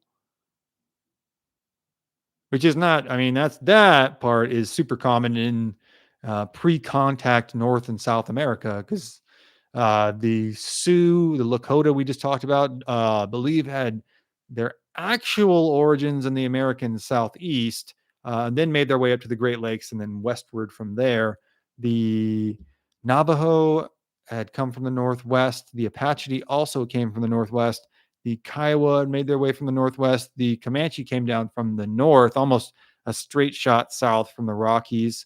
So we think of tribes as living in areas where we made first contact with them for thousands of years, and that is not the case. Sometimes it would be decades, sometimes it would be centuries, but they weren't there in their homelands for eons before we met them. It was a very, very fluid place. Sometimes there had been a dozen tribes in this area, and each one had either left or been driven out. And that is just the cycle that happened all across North and South America for literally eons. And we only know the most recent iteration of that when we made first contact. Arizona Boy says, I know you mentioned it a few live streams before this, but you should do a stream about the Chicoan culture. Oh, yeah, I can do that. Also, did you see the reel I sent you about the Fremont culture? Did you send it on Instagram or TikTok or YouTube? A reel is Instagram, right? I didn't check the messages yet on Instagram, but I will. About the Fremont culture. I'm not familiar with the Fremont culture. I know the Chicoan culture. I don't know the Fremont culture, so I'll jot that down. And I will check that. I have not seen that yet. Fremont culture. Cool. Thanks, Arizona boy. You give me a lot of good heads up. And then, you know what? I keep saying this, but I'm going to email you back this weekend. We will set something up for next week. We'll try and get a couple people's backgrounds, but I think maybe we can start with you, tell that story, and then get the chat to chip in with their family backgrounds. That's my thought, but I'll email you and we'll work that out. I don't agree with that land bridge theory. I don't either. Natives had a lot longer than 15,000 years. Yeah, I don't know how long they were here, but I don't know. The land bridge, maybe there was some tribes that came across the land bridge, but not all of them, in my humble opinion. Cheers, Unreal Estate Agent 770 says, good to see you. Unreal Estate Agent, is this your first time here? I don't think I've seen you in the chat before. Glad to have you. Which reminds me, if you are in the chat, make sure you click the like button. That really helps us in the algorithm, like really helps us. Uh, you can share the stream. Any fellow history lovers, anybody else hanging out on a Friday night, get them this stream. It will change their life. Probably won't, but it might. Get on it, Arizona boy. My story also has ties to Bama Deanna's history as well. Really? Okay. I will jump on that this weekend. You'll hear from me no later than tomorrow. Sometimes these streams go way later than I intend. So, but we're starting them a little bit earlier, so I think that should work out well. A lot of petroglyphs are from the Fremont culture. I don't remember ever hearing about the Fremont culture. Like John Fremont, are they named after him in some respect? Well, they sure don't. Let's see. Greetings from the Southeastern Woodlands. What's up? On Real Estate Agent. We've got a couple Southeastern listeners. You guys are out there in the wildlands. I've never been to the Southeast, been to Tennessee, and that's about it. But I need to go. We've done a couple stories from the Southeast. We've done the Seminole Wars. We've got a story from Mississippi, which that counts as the Southeast, right? The Jim Bowie sandbar fight. That would make a good live stream too. That was one of my favorite episodes. Like this fight just keeps going on and on and on. These guys are stabbing each other and shooting each other. And it's just like, can somebody stop this fight? And they're just like, no, we're going to keep going. Jim Bowie is just a savage. He's such a savage, a controversial guy. I get it. He's had some controversial dealings, but the dude was no quitter. The dude had that dog in him. He had that dog. Let's see. They get their name. Okay. Oh, they get their name from the Fremont River. Okay. That's where the discoveries were first made. Okay. All right. What state is this? Arizona? Yeah, see, I learn a lot in the chat as well. Believe it or not. I know this is hard to believe, but I don't know everything. Seminoles are my relatives. Actually, Mikos. I know this word, but Mikosuki on one. It's just hard to pronounce on one side of the family. Yeah, this is a long heritage of Seminoles and really fascinating tribes in the Southeast. Well, I want to jump back there because I really like doing the Seminole War episodes, the Creek Wars as well. Jim Bowie was great. I was like, damn, yeah, that dude was about it. That dude was about it. Did you know the historical connection between Bama and Dama for? Okay, I got you. Sorry, little interchat conversation there. I love to see it. Love to see it. We're like building a community, not in a commie way, but in a communal way. Was Jim Bowie a large man? I don't believe he was terribly large. I think he was just average size. The Bowie knife was super large. If you've never seen one in person, it's just like, holy crap. And he just straight up, he never really used it before. And the first time he got to use it, he just ungutted a dude, like just got right after it. And he's like all shot up. He wasn't even there to duel. People think I've heard people say that, oh, he was in a duel and the duel went wrong. It's like, no, he wasn't even in the duel. He was there to back up his boy. And then the opponent's boys were there. And then it just got into a tussle and it just went south super fast. It was supposed to be like cool for a second. Everyone's like, all right, listen, we'll let cooler heads prevail. And then one thing snapped and it was just on. All these guys are, poking and pew-pewing each other, which sounds far more vulgar than actually just saying the words. But what are you going to do? They just devolve so fast. It's just like a world star hip hop video. And Jim Bowie is so messed up. Like he's all cut up. He's all shot up everywhere. And he's just like, I'm going to get mine, dude. I'm going to get mine. He like chases this down. He's like Jason, like or Michael Myers or whatever. He like slowly tracks this guy down and then just like, and cuts him. And it's like, bro, hey, like, you know what I mean? And like, no, everyone else is all messed up. So nobody else is stopping him. And he's just that he's got that dog. You know what I mean? He just wouldn't let it go. And then word just spread after that, like, don't mess with Jim Bowie. Dude's a little crazy. Seminoles were mainly groups of small tribes that migrated away from the encroachment as You more than likely know Yuchi originally from South Tennessee, actually. Yeah, and then with the Indian Removal Act, many of them were forced out to Oklahoma, and then many of them went to northern Mexico. And many of them that they had a strong or a influential portion of their tribe that were escaped slaves in from the South, and many of them had migrated. You probably know this, but many of them migrated from Oklahoma down to northern Mexico, where slavery had been abolished, and stayed there until post Civil War, and then came back and were the Seminole Scouts. So the Seminoles have a long, very very unique history too. You got Pet Detective says he's the one that got hit and he wasn't in the duel. Yeah, like everybody got hit, and but he wasn't there to duel. He was there to back his dude up. And I think if I remember the story right, he did have his eye on this guy though. He was just like, let this guy do one thing. You know what I mean? He was like, give me a reason, fool. Give me one reason and I'm pulling this knife out. And he got that one reason and he took it and he ran with it. Let's see. And there was no like PTSD regret. He was just like, yeah, I got that dude. Like, yeah, this is awesome. So he was a hard dude. Let's see. And him and his brother were like kind of running this 19th century. This isn't exactly right, but it's a good way. It's an easy way to contextualize it. Like a 19th century timeshare scam. Like they were just running this full on real estate scam. And I think that played a part in him going out to Texas, was to get away from some of that heat. But they were wild, man. They were crazy. Let's see. And then eventually, I guess I'm not sure if he got TB or pneumonia, but he was in really just in invalid shape when the Battle of the Alamo happened. And he was like 38, something like that. Way younger than I thought before I researched the story.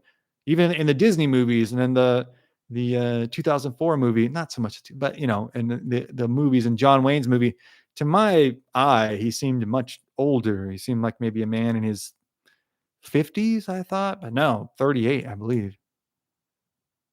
Times was hard.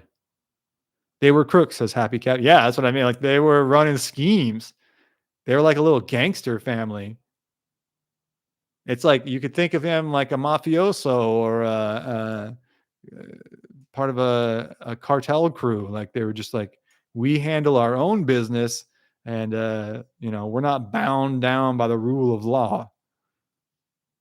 But yeah, all these dudes, just to think about it, like just to be out on the reaches of the frontier, you had to be like kind of a different kind of cat.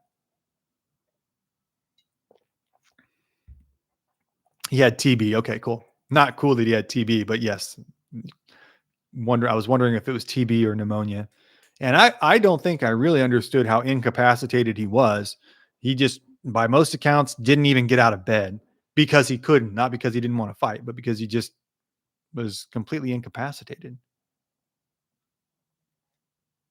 Let's see. The Seminole acted as border police for Mexico as well. I didn't know that. Yes, you were pressured. The Seminole were pressured out of their lands by Cherokee and settlers. Very true. Very true. Another kind of representation. It's just a complex issue anytime you're dealing with American history, especially during that time, because a lot of tribes were pushing other tribes out of areas, and they would leverage treaties against them and stuff like that. So, like which is just what people do in history. Not discounting the impact of that, but it's like just to say that the tribes of North and South, tribes of North and South America weren't immune from the same, uh, what we call that, worldly temptations, worldly failings that we are, which is just meant to humanize them, not meant as a pejorative or an insult. I sometimes think that out of all the types of land that tribes fought, the Everglades were the best to outlast. I've thought something similar to that on Real Estate Agent. I would say, I mean, maybe the plains though, because I think the plains are so wide and so vast. I think if not for the Battle of Paladuro Canyon, they may have been able to evade the army for a while in the canyons. The Everglades is a good point, though, especially if you are native to the area. Like if you know how to get around there and you're fighting a force that's not, yeah, that's a good argument. I don't know if I could have done that, gone to the frontier, says Happy Cappy. Yeah, I mean, we all think, oh, yeah, we'd love to go have that adventure. But it's like, well, would you love to go have that adventure with no antibiotics, with no telephone, with no electricity, with not even a camera to see like what you look like, to see where you are, ugh, to see what where you are going looks like? Um, you can write letters home, but you might hear from your family a couple times a year at best. So yeah, there's a lot of there's not even bug repellent, right? There's not sunscreen. It's just a way harder life than I think almost anyone in America can really conceptualize today. Have you seen The Alamo with Billy Bob Thornton? Most of it, yeah. I thought it was pretty good, and this is 20 years ago, but I don't know. I thought it was pretty good, and we were talking about this. You might have been here, Bam Deanna, but we were talking about this 2 or 3 nights ago. We should do a movie night for it. Some people thought that was not the best choice because it required renting it, but it's not crazy expensive. I believe John Wayne's Alamo is free on YouTube, but I'll check again. But I thought the 2004 version had to be rented, I believe. But I'll check that right now. People who don't want to live in the swamps, and we were so few that it wasn't a concern. And new wars with other tribes began out north and west, the Civil War as well. Yeah, I mean, I don't believe the Seminole ever officially surrendered, right? Isn't that a Seminole claim to fame? My only thought was, yes, if it was the Seminole, just the Seminole, yes. But if it's the Seminole and a conglomeration of the other surviving tribes or the other, tribes that have yet to surrender, you know what I'm saying? Like the other tribes joining together with the Seminole, you might have a real estate problem and you'd have a problem with getting everyone to adjust to life in the swamps, but it'd be a good place to hunker down. Let's see. People didn't want to live in. Okay, got that. Happy Cappy says they were old by the time they were 35. I don't know. In my estimation, that's like kind of overplayed. I think that comes from the misconception. This is my opinion. The misconception that life expectancies were so low in the 19th century and before, when in fact, like, yes, there was plenty of unfortunate, untimely demises. But what really drags that number down is the infant mortality rate, because it wasn't super uncommon to see a child not survive past the age of 2 or 3. And that just drags the average number way down. Where once you're past that, most people lived into their 70s and 80s, 60s, 70s, 80s. The government finally gave up trying to fight the Seminole. I believe so. Some Seminoles surrendered, many, but one group never did. Yeah, and that's a good illustrative of the thing that we talk about a lot, that a tribe is usually an umbrella over many sub bands. So we talked about that with the Dakota earlier. We've done an episode on the sub bands or the bands of the Comanche. I think we should do one for the Cheyenne and the Apache and the Blackfoot, which the Blackfoot are really a literal confederation of several bands. It's a little bit more complex situation, but yeah, almost all tribes are an umbrella organization under which several sub bands exist. So, and that's the band that the person would identify with first. So it'd be maybe the rough analogy that comes to mind is like states. So are we, most of us here now, Americans? Yes, but you would identify also, or probably primarily as, you live in Texas, I'm a Texan. You live in California, I'm a Californian. Like that would be your individual designation. And that would affect your life more than the actual umbrella term of America. And that's like, it's got a lot of holes in it, but you can kind of see what I'm saying. 3 wars versus the Seminole, only 500 left in the Everglades. The war was over. Yeah, I mean, if there's only 500 left, definitely. But I think maybe Unreal Estate's agent point is more that the environment would have been a viable place, if you had more people, a viable place to hold out in. and escape the government from, which is, I've never been to the Everglades, but it seems like that's feasible. You just need something that creates a massive barrier. So water can do that, swamps can do that, the plains can do that, forests, mountains. Cherokee broke away from the Iroquois way back as well. I didn't know. I didn't know that the Cherokee broke away from the Iroquois. That's the first I've heard of that. I did not know that. Arizona boy.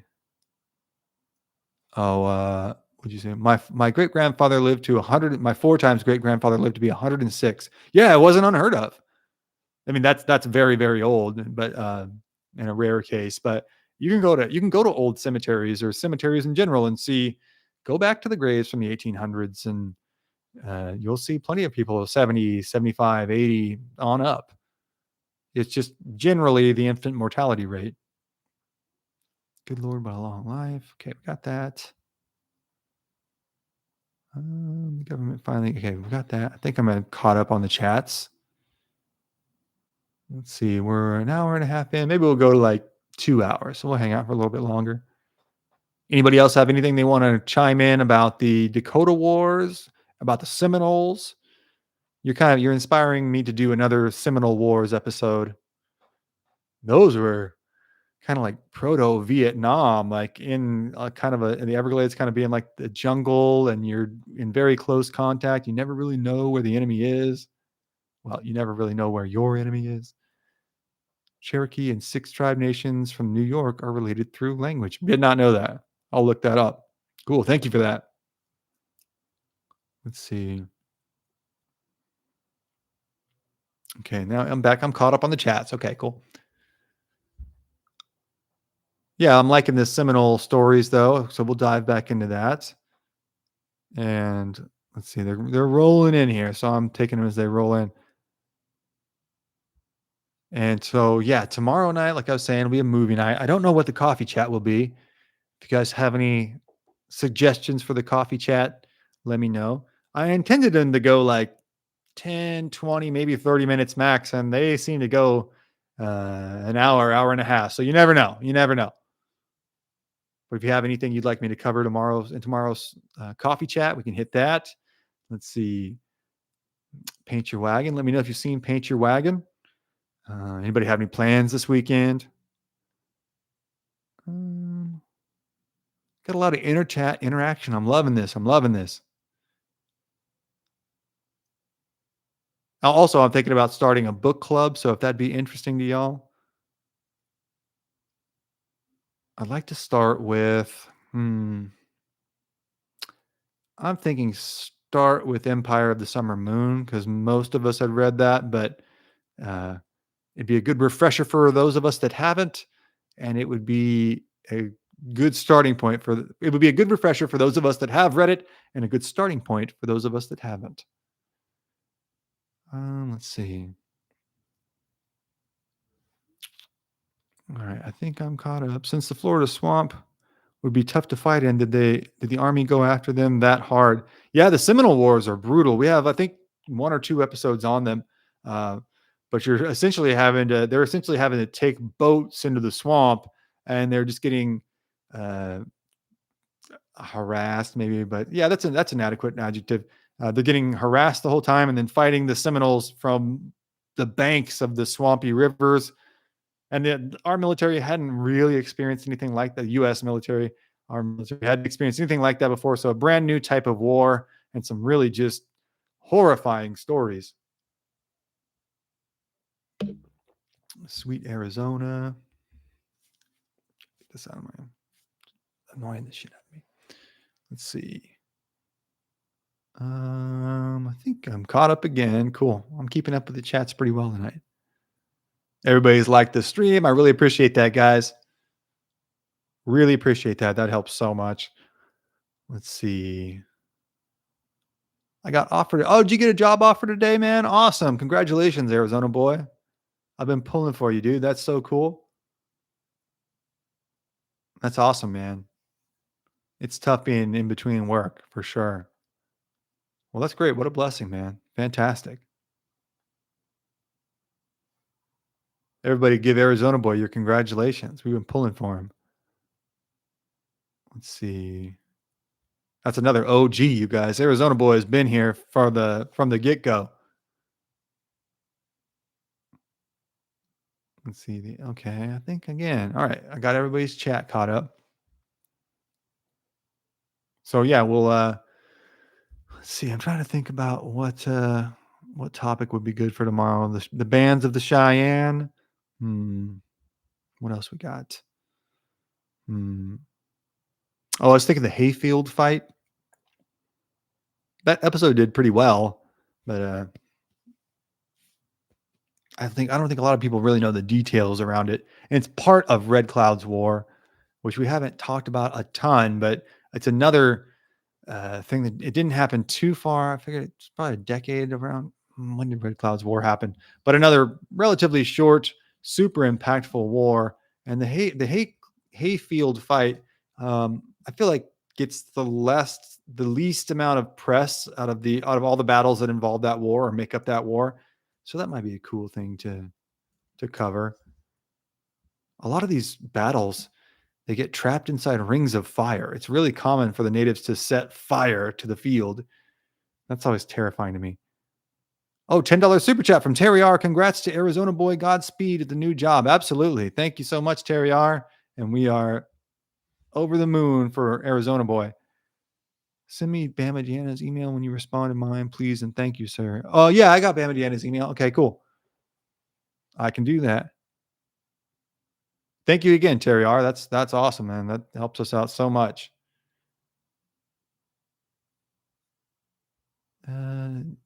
There's my thank you guys. Cool, man. Everybody's so cool in the chat. We are thrilled for Arizona boy. Let's see here. So yeah, I'm thinking maybe the hayfield fight tomorrow. Maybe the sub bands of the Cheyenne. Maybe this. I didn't. The episode didn't do great, which is unfortunate because I think it's just a cool story.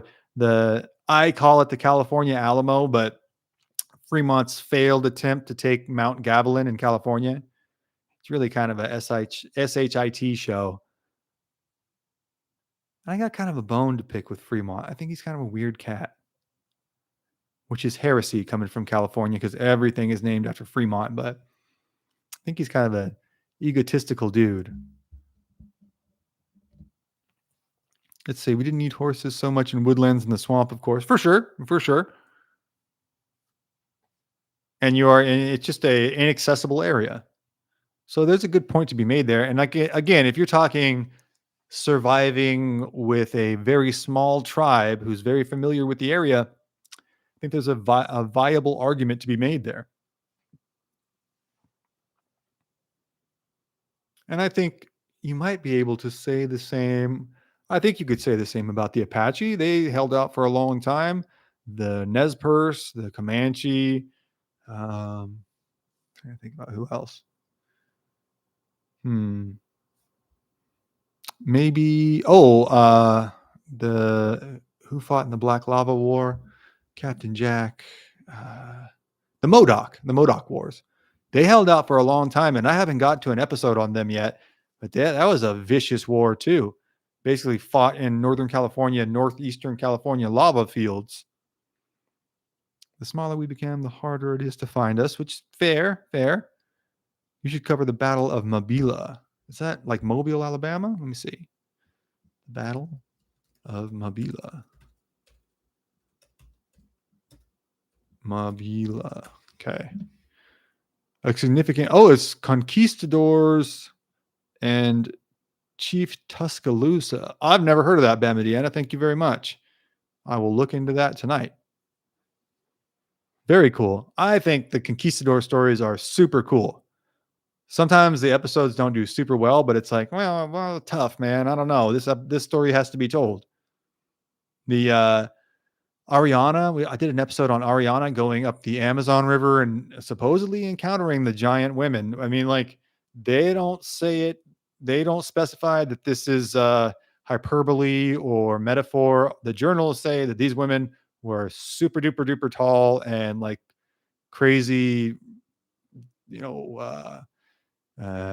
super warriors, right? Super soldiers, which is, and I just found them from this one tribe. I don't know. It's a a very curious account for sure, because they just say it like it's something that they saw. Any Alaska stories, battles? We have two that we've done so far are the Battle of Sitka 1802 and the Battle of Sitka 1804. I'm trying to think if there's any. I think that's the only ones. We have some from BC, um, where the trapper gets, there's a contingent of sailors and trappers that gets grounded in BC. I forget what bay in British Columbia, and they know that the native warriors are going to come raid their ship, and obviously they're not super happy about it, and they don't want to give up their hard-earned furs.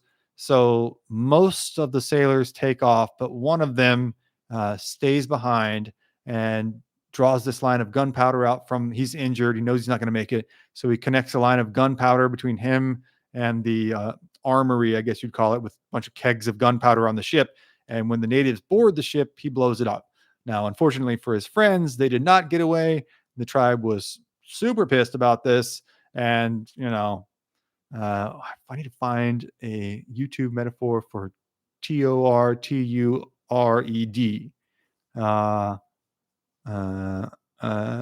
I don't know, guys. We'll have to think about that one. That's a tough one. But yeah, they did that to them until they were no more. So a bad deal for everybody, but probably a hell of a thing to see. The Nez Perce are wild as all get out. The breed Appaloosa horse comes from them. Yeah, I talked about that last night in our Red Dead Redemption stream, but I did stop myself because the horse we were looking at was like, oh, that's not an Appaloosa. And I was trying to think of what the name of the horse is. And then Terry R. Yeah, Terry R. corrected me and said, oh, it's a Dapple Gray. He was right. I kind of brain farted on that. But the Nez Perce did, in fact, breed the Appaloosa. And they almost made it into Canada, right? They almost escaped into Canada. The Blackfoot had several of their tribe escape into Canada. Bamadiana says they say that Chief Tuscaloosa from the Battle of Mobila was a giant. Really? I didn't know that. It makes you wonder, right? Because it's like, well, oh, do you mean like a really big guy? And the accounts don't say, I mean a really big guy. They say that he was, that, the Amazon at least were 8-10 feet tall. So, we're not talking about oversized people or genetic anomalies. It seems like a entirely different classification or genotype. So it's curious. So I'm looking forward to looking more into that. I'm a sucker for the conquistador stories. The Modoc War should be a movie. Yeah, Jeff Stromberg. And we'll do an episode on that soon. Maybe I can do a live stream on that tomorrow. I guess I'll have to push it off a little bit because I don't know that much about the Modoc War. There was a major general who was unalive during a peace talk council. Yes, and I feel like you're right about it being about him being Canby. But like I said, I'm not super familiar with that one. So let me go do a little independent research and I'll get back to you. But yes, super intense, super brutal stories that I only haven't gotten to yet out of time. The Nez Perce were pretty wild. Okay, we got that. They got the SH into the stick. Yeah, they did. They didn't even want to fight. I was just going to say that, Arizona boy. I was like, well, they weren't even trying to start stuff. That's Mobile, Alabama. Then that's what I was trying to find if the Battle of Mobila ended up being on the side of Mobile, Alabama. I haven't had time to look at that yet. The journal said the Spanish only came up to his waist. Right. They'll give like some kind of relative account, like, oh, we came up to their waist. We came up to their chest, something like that. So it's like, well, it's not a miscalculation then if you're standing next to them or standing in close proximity and you're like, whoa, I only stand as high as this guy's chest. So it's like, and unless it's a very odd exaggeration, intentionally inflicted punishment. I like that. Intentionally inflicted punishment. Corporal punishment, maybe. Thank you, real estate. Yeah, thank you, real estate. You've contributed a lot tonight. I think it was 1872 before Dakota Wars, like Bighorn. Let me see. It was not too far after the Civil War. That's I was gonna say, is it late 1860s? You're talking about the Nez Perce, but I might be wrong on that. Modoc, okay, yeah, Modoc I think was late 1860s, maybe like mid to late 1860s. That's my guess. Let's see how close I am. Modoc War. No, 1872. Was that your guess? 1872, June 6th, 1872 to June 4th, 1873. Did you guess that what you meant when you guessed? I think. Oh, that's what you were saying. I kind of misread what you were saying. Unreal. Okay, gotcha. I gotcha. That all lines up now. I wasn't disagreeing with you, but you are right. It's 1872 to 1873. Bamadiana says the Battle of Mobila was not near Mobile, but it was closer to Tuscaloosa. Okay. But does Mobile, is the etymology of that come from Mobila?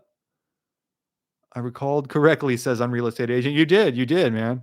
I just wasn't sure what you were talking about at first, but then I started hazarding my guess about the Modoc Wars.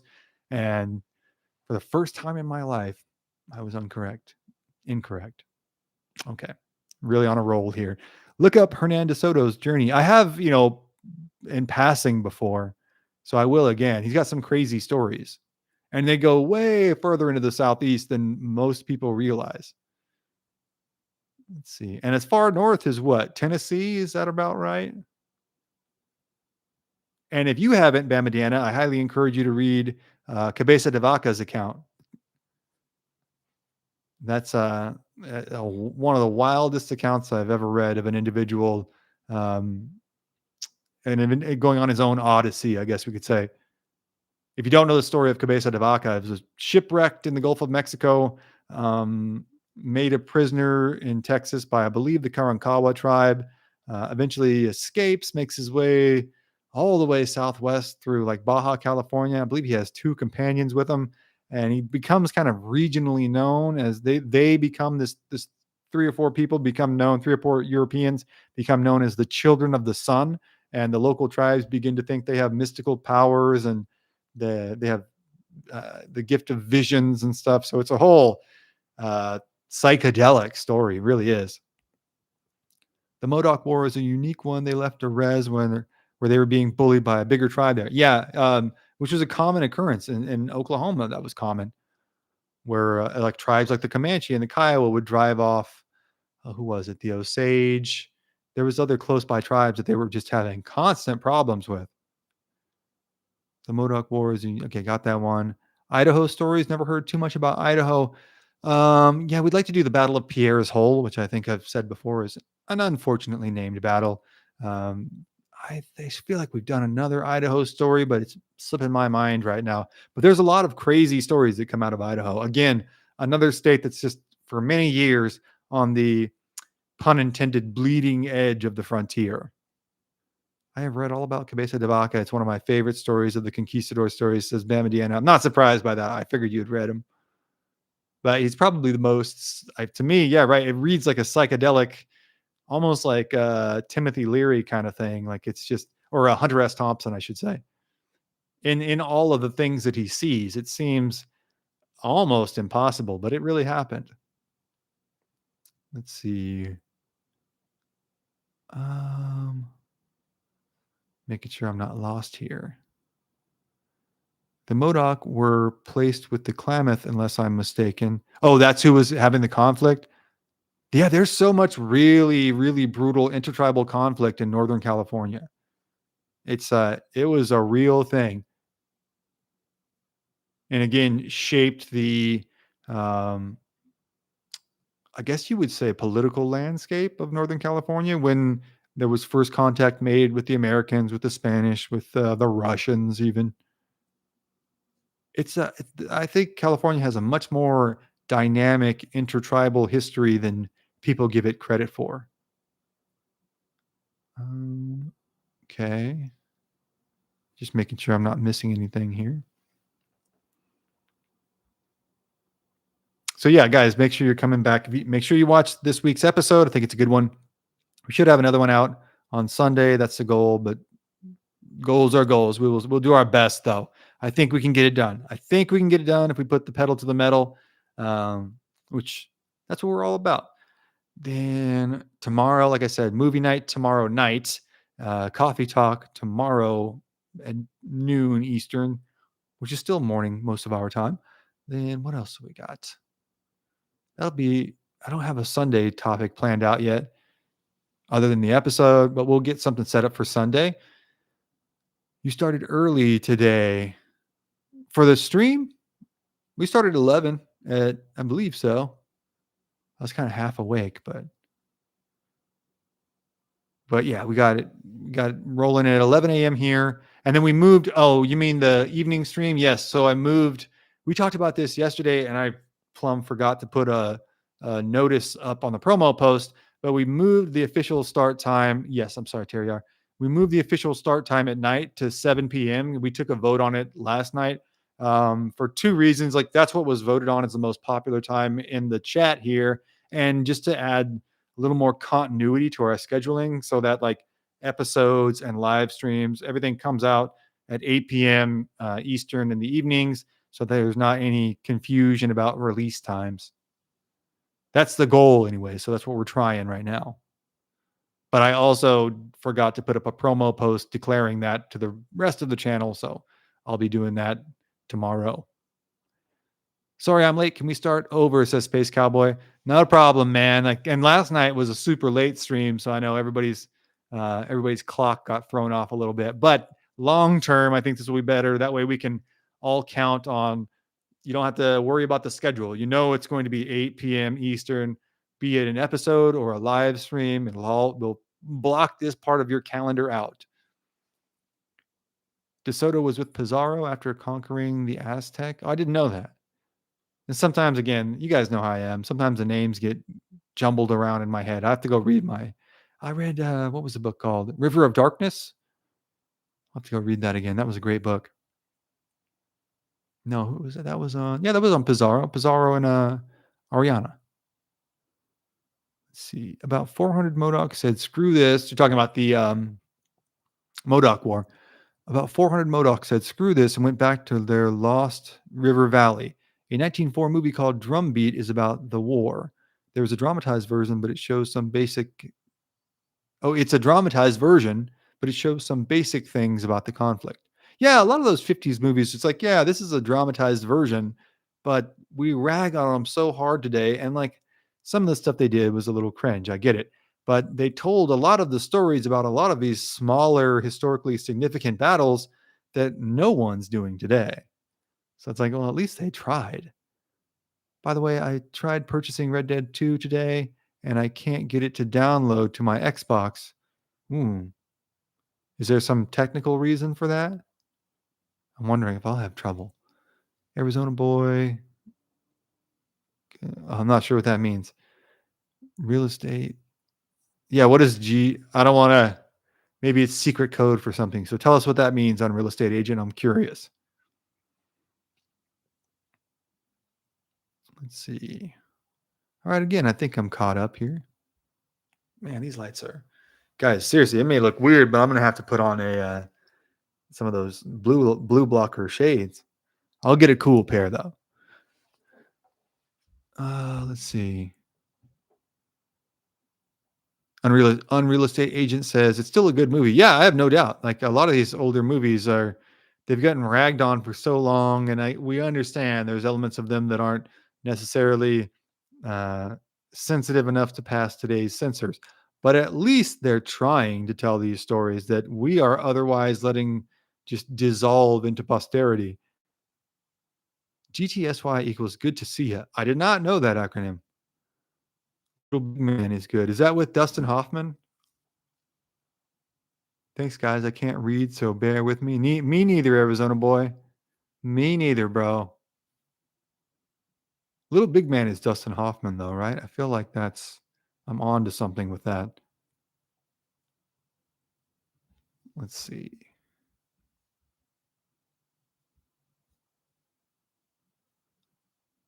All right. So, any more questions on anything that we've talked about?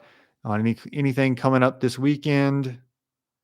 Any topic requests you'd like me to cover in tomorrow's stream? And we'll wrap it up here in about 10 minutes. Yeah, if you weren't here for last night's stream, I did get harshed a little bit for the video game, so I had to take that stream down. But I'll figure out something. I'm guessing if I stream that on Rumble maybe or Twitch, I feel like there's got to be a way to do it. Let's see. The Indians are fascinating. Yeah, endlessly fascinating subject. Still a coffee stream tomorrow at 11 a.m. Yes, and the coffee streams will all be at 12 p.m. Eastern, 9 a.m. Pacific. That seems to be we voted on the times for the coffee stream and for the night stream, and everyone seemed to prefer 12 p.m. Pacific. 12 p.m. noon Eastern time for the coffee streams and 8 p.m. Eastern time for the evening streams. So at least we're going to try that, but I think that adds some continuity to everything because sometimes people would get confused about when we were starting. So uh, that'll hopefully line everything up for everybody. Oops, sorry. And hopefully we'll be able to go a little bit longer on the coffee stream. It hiccuped on me again, guys. Hiccuped on me again. Can everybody hear me, see me? You know the drill. I'm guessing it's just because everyone in the apartment complex is, playing Red Dead Redemption themselves. Gotcha. Okay, cool. I'm going to GameStop right now and hopefully get the actual physical copy of RDR2. Yeah, go get it, man. I would get it right now if I could. My dad had no idea that in most early westerns, the native were played by white guys and painted brown. Yeah, that's the way not all of them, but quite a few of them I believe Charles Bronson was Apache, was Geronimo, if I have that right. I know John Wayne was Genghis Khan, which even then it's like, seriously, you kind of admire the temerity it takes to do that. Like you're gonna be Genghis Khan, and he's just like, yeah, I'm the man for the job. Let's see, going to GameStop. Okay, cool. HOKC is a diplomat through and through. It depends on the mood that I'm in, but I try to be. And diplomat may not be a compliment in this day and age. Have you watched the movie They Died with Their Boots On? No, but I've heard about it. It's from 1949 about Custer. Yeah, and it's referenced in a lot of writings about Custer. A lot of contemporary modern writings about Custer. I just gave a bunch of those games away. They belonged to my late husband. Oh, the Red Dead Redemption Xbox games. My terminology is I'm so out of the loop with video game vernacular. Charles Bronson was an Eskimo, like he was in real life, or he played one. It's a good movie for being so old. Are we talking about Died with Their Boots On? And the Badlands make for a great outer Mongolia. Is it the Badlands in RDR? It was really interesting how the Red Dead had the different regions of the country kind of coalesced into different example regions, like what was it? Badlands, New Austin, ones that represented the Southwest of America and the Northeast and the Midwest, on and on. But they clearly put tons of time into every little detail of it. In real life, he was an Eskimo. Okay. Are we supposed to say Inuit? I feel like we're supposed to say Inuit. Dude was super jacked too, and I believe Marine veteran. Yeah, Bronson was Polish and was a coal miner. He had a family from Pittsburgh. That's what I thought. But I'm open to being wrong. Jay Silverheels was the earliest well-known tribal actor I can remember. He was Tonto in The Lone Ranger, really? Then later a more believable native. He's actually Seneca and Mohawk, if memory serves me. And what year are we talking? 50s, somewhere in there? Let's see. Kirk Douglas in George Montgomery played Indians, are you saying? George Montgomery, that sounds... What else did George Montgomery play? Yeah, they were going for it in the 50s, right? Like, they had an idea for a movie and they just got after it. Let's see. Can we watch Cinco de Mayo, Batalla de Pueblo? You'll like it even though it's in Spanish. We could try that. We need the subtitles. Hey, Bronson was sure good looking though. I can't speak to that, but dude was jacked. Dude was jacked. Got to respect that. 40s and 50s, a little in the 60s. Okay. I think I've seen that Lone Ranger before though. I grew up listening to the Lone Ranger radio programs. Um, let's see. They have subtitles for the Spanish movie. Yeah, we could do that. I got a B in high school Spanish, so I can wing it. Let's see. Red Ant Farmer says there was a previous comment that I think I'm not picking up the irony in. I screwed something up. I missed another social cue, you guys. Go figure. Oh shoot, I'm not seeing your first comment. But yes, it was sarcasm about the John Wayne Genghis Khan movie. Sorry, I missed that cue. Just watch the trailer and make your decision after, but I'm telling you it's good. Okay. I think I might have that on the list. I wonder if it's free on YouTube. The Rifleman. I know the Rifleman.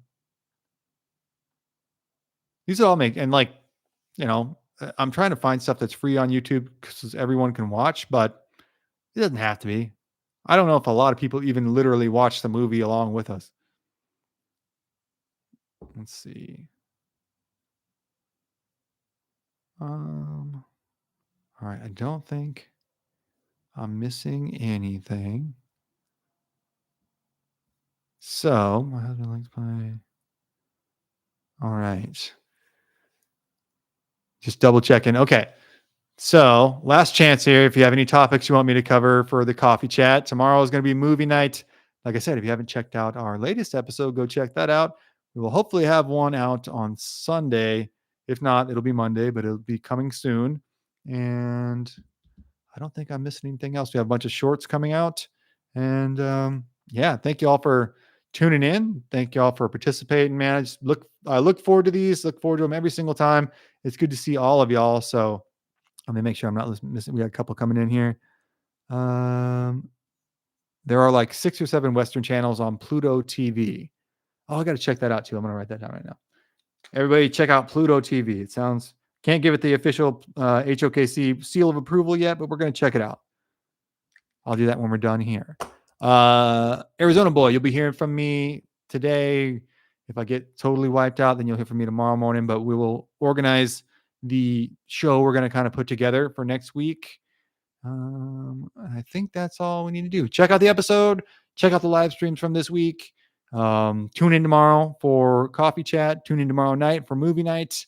And yeah, keep tuning in, guys. Really, really appreciate y'all. So until tomorrow, we will see you. Y'all have a good night. Thank you again for tuning in. God bless, and we'll see you tomorrow. Bye.